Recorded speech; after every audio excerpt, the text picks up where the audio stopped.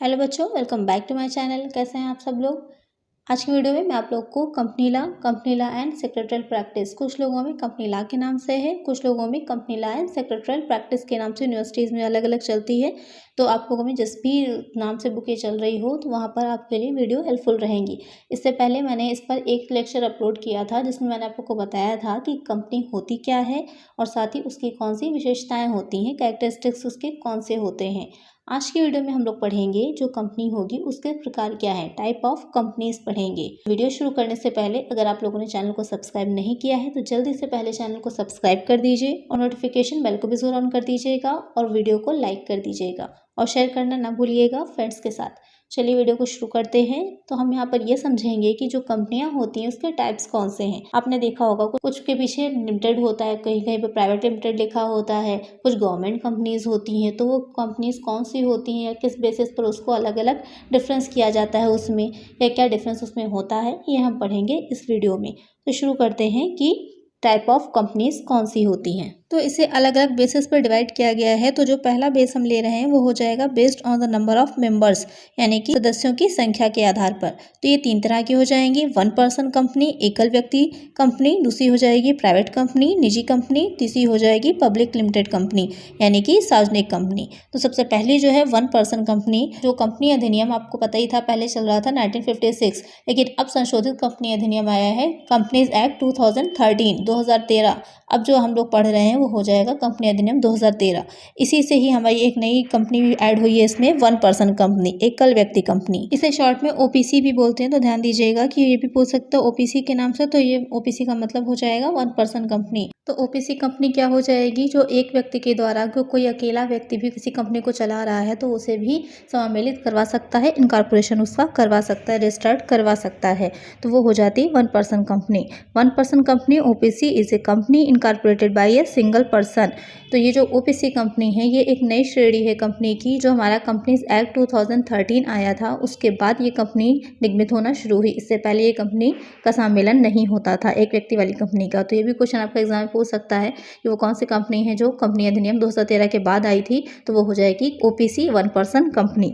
उसके बाद आ जाता है second, private limited company. Private company वो कंपनी होगी जिसमें जो सदस्य होते हैं उसकी न्यूनतम संख्या, जो मिनिमम हो संख्या होगी, वो 2 से कम नहीं होनी चाहिए, यानी कि 2 से अधिक होगी, और अधिकतम 200 के अंदर होगी, यानी कि 200 से अधिक नहीं होनी चाहिए। तो न्यूनतम 2 सदस्य मिलकर के किसी प्राइवेट कंपनी को खोल सकते हैं और अधिकतम 200 सदस्य होने चाहिए। और जो अंशों के हस्तांतरण पर प्रतिबंध लगाती है, यानी कि उसके जो शेयर्स होते हैं वो ट्रांसफरेबल नहीं होते हैं, यानी कि कोई व्यक्ति दूसरे व्यक्ति को शेयरों का हस्तांतरण नहीं कर सकता। तो वो कंपनी कौन सी हो जाएगी, प्राइवेट कंपनी हो जाती है। और ना ही ये जो प्राइवेट कंपनी होती है वो जनता को आमंत्रित करती है अपने अंशों को खरीदने के लिए, परचेस करने के लिए। तो ऐसी कंपनी क्या हो जाएगी, प्राइवेट कंपनी हो जाती है। तो इसमें कौन सी बातें आई, एक ऐसी कंपनी जिसमें जो न्यूनतम सदस्य संख्या 2 और अधिकतम 200 रहेगी।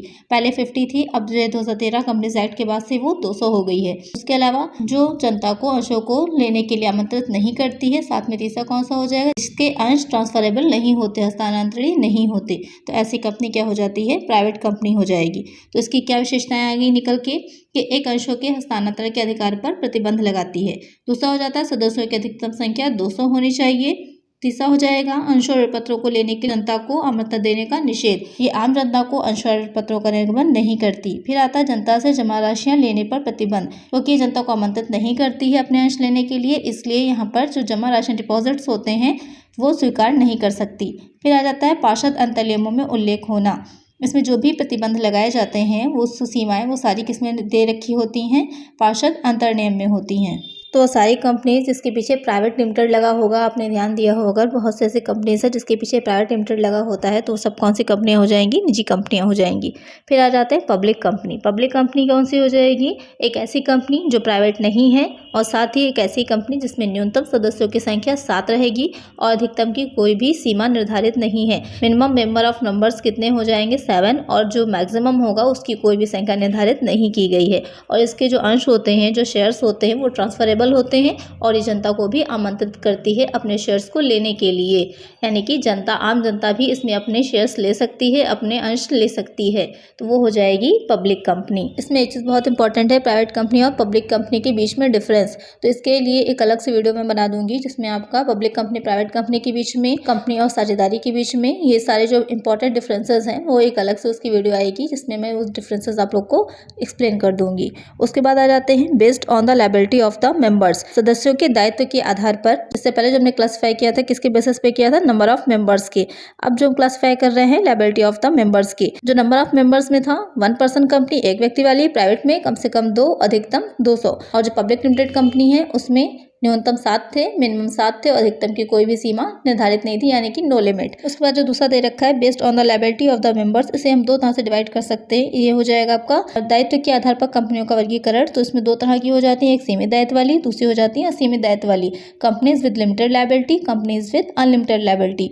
तो जो लिमिटेड लायबिलिटी उसमें भी 2 तरह की आ जाएगी, एक हो जाता है companies with limited liability by shares, अंशों द्वारा सीमित दायित्व वाली कंपनी, और दूसरा हो जाता है company limited liability by guarantee, guarantee द्वारा सीमित दायित्व वाली कंपनी। तो जो अंशों द्वारा सीमित दायित्व वाली कंपनी होती है, आपको पता ही होगा, जो अंश होता है, जैसे 100 रुपीज़ का कोई एक अंश है। अंश क्या होते हैं, जो कंपनी की अंश पूंजी होती है, जो टोटल कैपिटल होती है, उसका एक छोटा छोटा टुकड़ा ही तो होता है अंश, एक छोटा भाग होता है अंश। सपोज कर लीजिए कि अगर 100 रुपीज़ का एक शेयर है, तो जो 100 रुपीज़ होते हैं, जो भी शेयर होल्डर है, जो भी अंशधारी, उससे एक साथ नहीं लिए जाते। उसमें क्या रहेगा, कि कुछ एप्लीकेशन मनी होती है, कुछ अलॉटमेंट मनी होती है। एप्लीकेशन जब हमने मांगे कि हम शेयर्स लेना चाहते हैं, तो हमने साथ में कुछ राशि भी दी। उसके बाद कुछ आवंटन, जब कंपनी ने हमें अलॉट किए शेयर, दिए शेयर, तो हमने कुछ राशि दी। उसके बाद कॉल्स होती हैं, याचनाएं होती हैं, फर्स्ट हो सकती है, सेकेंड, थर्ड, जितनी भी कंपनी अपनी करना चाहे उतनी याचनाओं के द्वारा वो राशि को ले सकती है। तो यहाँ पर जो अंशों द्वारा सीमित दायित्व वाली कंपनी होती है, तो कंपनी के जो मेमोरेंडम ऑफ एसोसिएशन होता है, पार्षद सीमा नियम होता है, वहाँ पर एक राशि सीमित कर दी जाती है कि कंपनी के लिए जितनी राशि नहीं चुकाई है अंशधारी ने याचनाओं पर, या जो भी डिसाइड होगा कंपनी और अंशधारी के बीच में, उतनी राशि तक उस अंशधारी का दायित्व होता है। तो वो हो जाता है अंशों द्वारा सीमित दायित्व वाली कंपनी। या सिंपल लैंग्वेज में बोले तो अंशधारी द्वारा अंश की न चुकाई गई राशि पर या अंश पर अदत्त राशि पर उसका जो दायित्व होता है, वही हो जाता है अंश द्वारा सीमित दायित्व वाली कंपनी। अगर अंशधारी ने अपने अंश की जितनी राशि है उसका पूरा मूल्य दे दिया है, तो फिर उसे किसी भी तरह से कोई अन्य राशि नहीं ली जा सकती, तो वो हो जाता है अंश द्वारा सीमित दायित्व वाली कंपनी। दूसरा जो है गारंटी द्वारा सीमित दायित्व वाली कंपनी। इस तरह की कंपनी का जो पार्षद सीमा नियम होता है, मेमोरेंडम ऑफ एसोसिएशन होता है, उसमें ये चीज़ लिखी रहती है कि जो भी सदस्य होंगे, जो भी मेंबर होते हैं, कंपनी के समापन पर, ध्यान रखिएगा, कंपनी के समापन पर या फिर उनकी सदस्यता के दौरान, यदि सदस्यता छोड़ने के 1 वर्ष के अंदर होता है, ऐसा समापन होता है, तो जो भी उत्तरदायित्व उनका निर्धारित किया जाएगा या जो उत्तरदायित्व वो अपने पर ले रहे हैं उसे चुकाने के लिए उत्तरदायी होते हैं। इतना समझ लीजिए कि जितनी गारंटी वो दे रहे हैं कि अगर कंपनी का समापन होता है और संपत्तियां कम पड़ रही हैं, उसके दायित्व को चुकता करने के लिए, पूरा करने के लिए, तो जितनी राशि की गारंटी उन्होंने ली होती है उतनी गारंटी की राशि को चुकाने के लिए वो उत्तरदायी होंगे। फिर आ जाते हैं असीमित दायित्व वाली company, company with unlimited liability. नाम से ही क्लियर है, जहाँ पर जो सदस्य होंगे, जो मेंबर्स होते हैं कंपनी के, उनका जो दायित्व होगा वो अनलिमिटेड होगा, असीमित होगा। इससे पहले वाले में अंशों की राशि तक सीमित था और दूसरा गारंटी तक सीमित था। यहाँ पर क्या है, उनका दायित्व सीमित नहीं है। जब भी कंपनी का समापन होगा तो वहाँ पर जितनी राशि की भी आवश्यकता होगी वो चुकाने के लिए उत्तरदायी होंगे, संयुक्त रूप से भी या पृथक रूप से भी। वैसे इस तरह की कंपनियां बहुत ही कम पाई जाती हैं। साझेदारी जो होती है, पार्टनरशिप जो होती है, वहाँ पर हम काफ़ी इस तरह का देखते हैं कि जो उत्तरदायित्व होता है संयुक्त या पृथक रूप से असीमित होता है। तो ये हो जाएगा दायित्व के आधार पर, बेसिस ऑफ लायबिलिटी। उसके बाद आ जाता है based on the mode of incorporation, निगमन के आधार पर। जो कंपनियां होती हैं कि निगमन के आधार पर कंपनियों के प्रकार, तो पहला हो जाता है बाय रॉयल चार्टर, राज्य आज्ञा पत्र के द्वारा। तो इसमें रहता है कि कभी कभी कोई विशेष आवश्यकता पड़ने पर राज्य सरकार के द्वारा या केंद्र सरकार के द्वारा या उसकी आज्ञा से कंपनी का निर्माण किया जा सकता है। तो ऐसी कंपनी क्या हो जाती है, चार्टर कंपनी कहलाती है, जैसे कि ईस्ट इंडिया कंपनी। आज के टाइम में तो इस तरह की कंपनियां नहीं होती हैं, ना ही इंडिया में ना ही इंडिया के बाहर, लेकिन पहले के टाइम में इस तरह की कंपनी होती थी। उसका अच्छा उदाहरण हो जाएगी ईस्ट इंडिया कंपनी।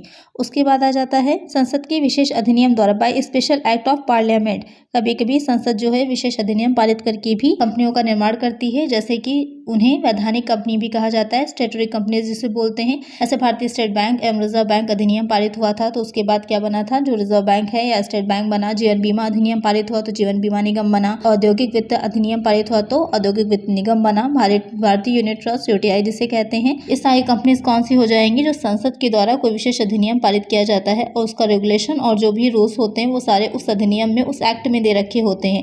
तो उस एक्ट के द्वारा ही वो कंपनी बनाई जाती है, उसका समापन भी किया जाएगा, तो वो वैधानिक कंपनियां होती हैं, ध्यान रखिएगा। उसके बाद आ जाता है बाय कंपनीज एक्ट, कंपनी अधिनियम के द्वारा। तो जो कंपनी अधिनियम बनाया गया है, पहले 1956 था, बाद में उसमें संशोधन हुए हैं। अब जो चल रहा है वो कंपनीज एक्ट 2013 चल रहा है।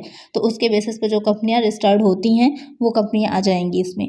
उसके बाद आ जाता है अदर टाइप, यानी कि विविध प्रकार की। तो पहली आ जाएगी इसमें विदेशी कंपनी, फॉरेन कंपनीज किस तरह की होती हैं, जिनका जो इनकॉर्पोरेशन होता है वो इंडिया में ना होकर इंडिया के बाहर किसी और देश में होता है और उसकी जो शाखाएं ब्रांचेस होती हैं वो अलग अलग कंट्रीज में चल रही होती हैं, तो वो हो जाएंगी फॉरेन कंपनीज। उसके बाद आ जाता है सरकारी कंपनी, गवर्नमेंट कंपनीज। तो जो गवर्नमेंट कंपनीज होती हैं उसमें कोई भी ऐसी कंपनी जिसमें जो 51% या उससे ज़्यादा शेयर्स जो होंगे वो केंद्र सरकार, राज्य सरकार या फिर दोनों के पास संयुक्त रूप से मिला करके अगर शेयर्स होते हैं तो वो कंपनी कौन सी हो जाती है, वो गवर्नमेंट कंपनी होती है। फिर आ जाता है निष्क्रिय कंपनी, यानी कि एक ऐसी कंपनी जो अपना व्यापार करना बंद कर देती है या व्यापार नहीं कर रही होगी, तो वो हो जाती है निष्क्रिय कंपनी। तो उस कंपनी को निष्क्रिय मानकर जो रजिस्ट्रार होता है वो उसका नाम अपने रजिस्टर से हटा देता है, तो ऐसी कंपनी क्या हो जाएगी, निष्क्रिय कंपनी। तो बहुत से रीजन हो सकते हैं, हो सकता है उसका व्यापार सही ढंग से न चला हो या सम्मेलन के बाद जो व्यापार प्रारंभ करने का प्रमाण पत्र मिलता है। अभी आप आगे पढ़ेंगे, जब कंपनियों का गठन पढ़ेंगे कि किस तरह से कंपनी को बनाया जाता है, तो वहां पर आप पढ़ेंगे कि सम्मेलन के बाद व्यवसाय प्रारंभ करने का एक प्रमाण पत्र भी लिया जाता है। तो अगर उस प्रमाण पत्र के मिलने के 1 वर्ष के अंदर,